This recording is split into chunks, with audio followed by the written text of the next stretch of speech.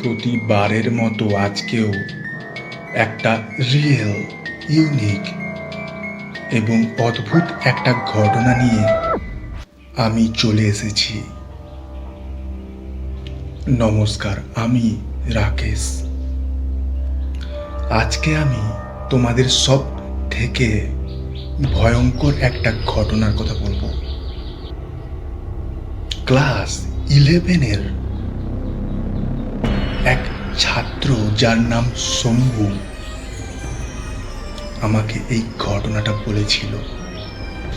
তো স্কুলে গরমের ছুটি পড়তেই শম্ভু ঠিক করে ওর দুই বান্ধবী স্নেহা এবং রিমি 3 জন পুরুলিয়ার পাহাড়ে ঘুরতে যাবে। সেই মতো ওরা বাড়িতে জানায় এবং একদিন সকাল সকাল ট্রেন ধরে সোজা পুরুলিয়া চলে যায় এবং ওরা 3 জন অনেক খোঁজার পর একটা বাংলো ঠিক করে থাকার জন্য। ওরা 3 জন ওদের ব্যাগ ওই রুমের একটা র্যাকে রাখে এবং রিমি ওর ব্যাগ থেকে 3টে বেডশিট বের করে স্নেহাকে দেয় এবং স্নেহা ওদের বেডগুলো ঠিক করতে থাকে। আস্তে আস্তে সন্ধ্যা হয়ে যায়। ওরা চা খাওয়ার জন্য রুমের বাইরে বের হয় এবং বাইরের লোকজন বলে ওই বাংলোতে থাকতে না, কারণ ওই বাংলোতে 3 দিনের বেশি কেউ থাকতে পারে না। এবং রাত 1:17 সময় বিভিন্ন রকমের অদ্ভুত এবং ভয়ঙ্কর ঘটনা ঘটতে থাকে এবং ওরা কারোর কথা না শুনে চা খেয়ে ওদের রুমে চলে আসে। প্ল্যান করতে থাকে পরের দিন কোথায় ঘুরতে যাবে। তারপর ওরা রাতের খাবার খেয়ে ঘুমিয়ে যায় এবং রাত ঠিক 1:17 সময় রিমি চিৎকার করে বলতে থাকে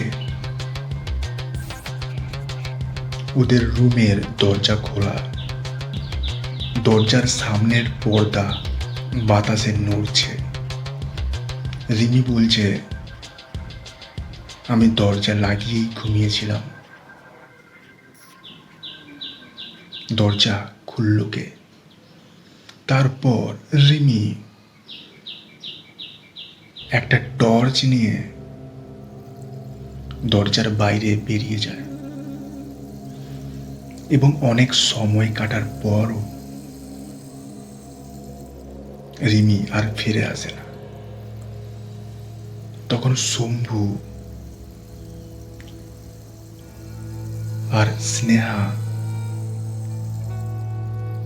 ভয় পেয়ে যায় এবং সারা রাত ওরা না ঘুমিয়ে কাটিয়ে দেয় এবং পরের দিন সকালে রিমিকে খুঁজতে বের হয়।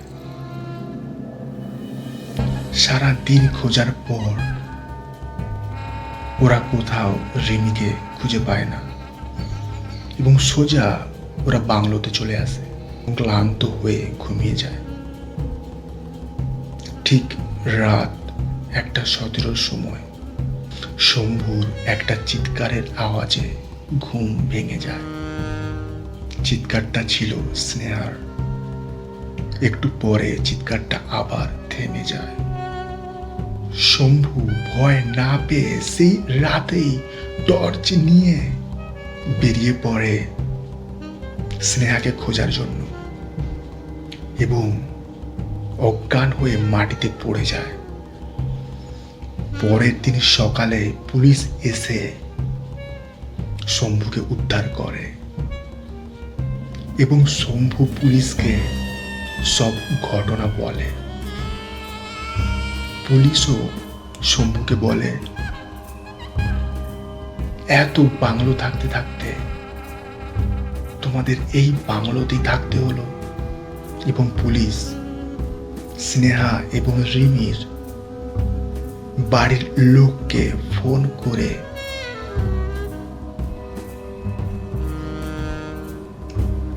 সব ঘটনা জানায় এবং শম্ভু ভয়ে কাঁদতে কাঁদতে পুরুলিয়া থেকে একা বাড়িতে ফিরে যায়।